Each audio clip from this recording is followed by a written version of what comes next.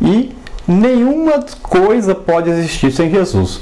Então ele é o único, é o unigênito Filho de Deus, é o único Filho de Deus, ninguém vai ser igual a ele.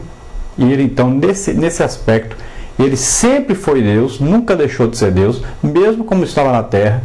Ele se tornou semelhante aos homens em tudo, mas não deixou de ser Deus. É como um soldado que entra na igreja sem a farda, ele continua sendo soldado, só está sem a farda. Assim Jesus se tornou em tudo semelhante aos homens, mas não deixou de ser Deus. E também nós temos que ver que ele era o primogênito de Deus. Agora, não quer dizer que ele foi criado por Deus, ele sempre existiu. Ele é o Pai da eternidade. Então ele sempre existiu, não foi criado, em nenhum momento Jesus foi criado. Primogênito aí quer dizer o quê? Que nada é feito sem Jesus. Ele é a primeira causa de tudo. Sem Jesus não existe nada. Ele é o sustentador de todas as coisas. Então vamos ver um resumo aí da nossa revista e depois mais algum complemento. Vamos fazer então algumas perguntas que você pode encontrar no nosso questionário, no nosso site. O site http está aí embaixo, universo bíblico /assembleia /estudos bíblicos, e aí você entra em EBD e acha ali os estudos escritos. Nós temos algumas figuras ilustrativas e temos comentários dentro da lição e também com questionário. Uma das perguntas é: em que se cumpriu a profecia que está escrita na palavra de Deus? Tu és meu filho, hoje te gerei, eu lhe serei por pai e ele me será por filho. Em quem se cumpriu tudo isso? De quem está falando então o autor aí dos Salmos e também em Hebreus? Está falando, é evidente, de Jesus. É o cumprimento desta palavra de Deus no Antigo Testamento. O que indica claramente a expressão Filho de Deus nas Escrituras? Significa o quê? A natureza divina de Jesus Cristo. O ensino de que o Verbo tornou-se Filho a partir da sua encarnação tem apoio entre os teólogos realmente bíblicos, piedosos e conservadores? Está perguntando se o Filho de Deus, o Verbo, Jesus Cristo, tornou-se somente Filho de Deus após a encarnação, após nascer aqui na Terra. Tem muita gente que ensina isso. E é mentira isso, é falso, né? Jesus é Deus desde a eternidade, ou seja, não tem princípio de fim. Não existe um dia de criação de Jesus. Ele é eterno, é o Pai da eternidade. Então não tem princípio nem fim. Então ele não foi criado como filho a partir do momento que nasceu na Terra. Ele veio à Terra e como homem nasceu aqui na Terra. Mas ele veio, a própria palavra veio ao mundo, quer dizer que ele já existia. Desde quando Jesus já era chamado filho? Então a Bíblia nos diz que, você pode ver, por exemplo, o primeiro livro de João, capítulo 4, versículo 9. Deus enviou o seu Filho unigênito ao mundo para que por ele vivamos. Então, mesmo antes da sua encarnação, antes de existir qualquer coisa no mundo, qualquer coisa criada, Jesus já existia.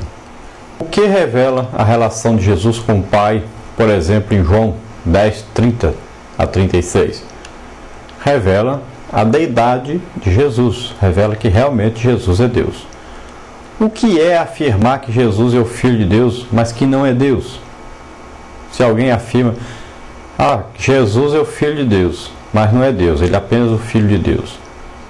O que a pessoa está fazendo? Na verdade, ele está fazendo aí, proclamando uma heresia, uma blasfêmia contra Deus. É isso que é verdade. Na segunda parte, nós temos aí Jesus, o Filho unigênito de Deus. A palavra unigênito usada.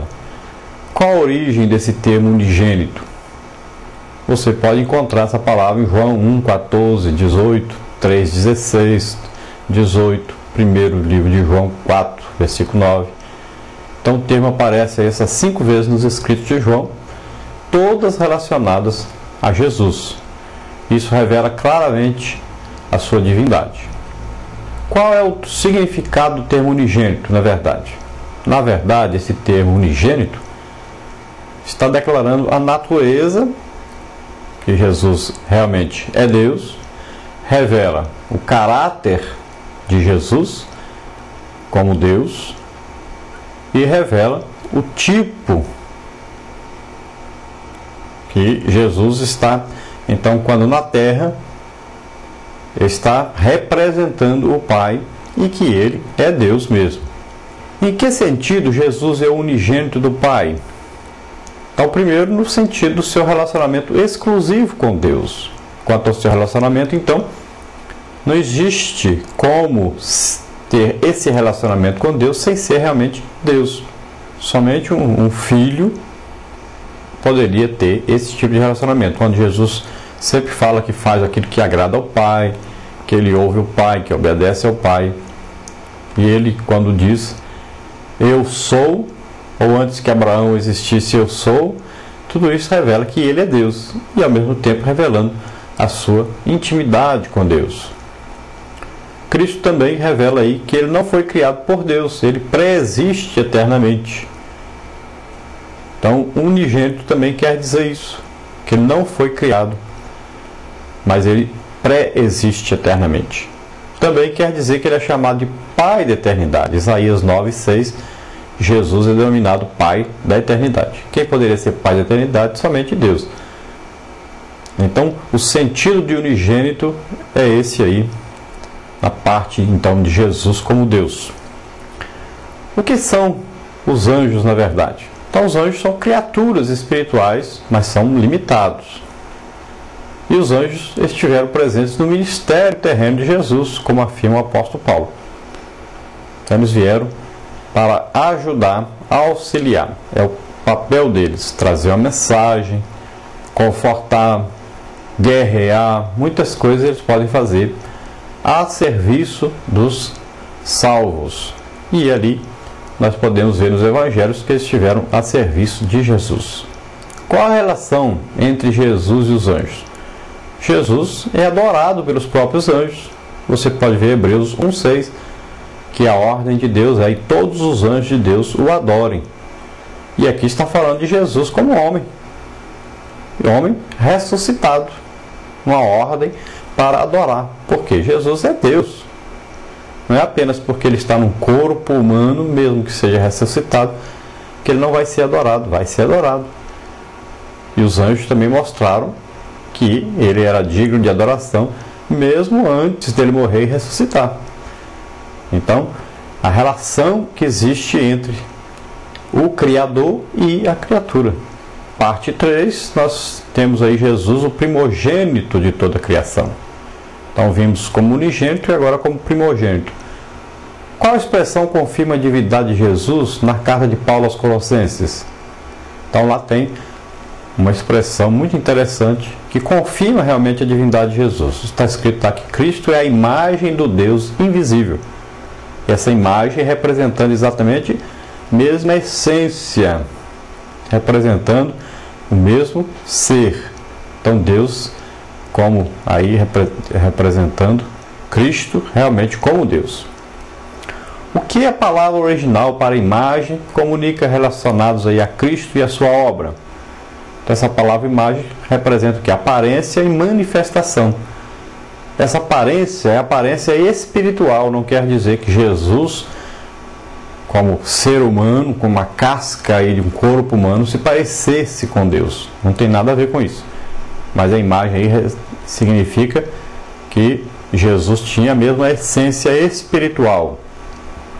Como Deus age, como Deus ama, como Deus fala.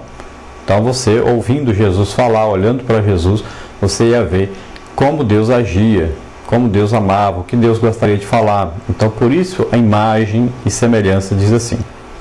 Então, na aparência e a manifestação espiritual de Jesus, então, dava para nós a clara ideia de como Deus é. Não fisicamente. Deus é espírito. Depois nós temos, lá em 1 Timóteo, capítulo 3, versículo 16, um importante versículo que diz: aquele que se manifestou em carne. Quem se manifestou em carne? Deus. Quem é esse que se manifestou em carne e é Deus? Jesus Cristo. Diz que foi justificado em espírito, foi declarado justo. Então Jesus tomou sobre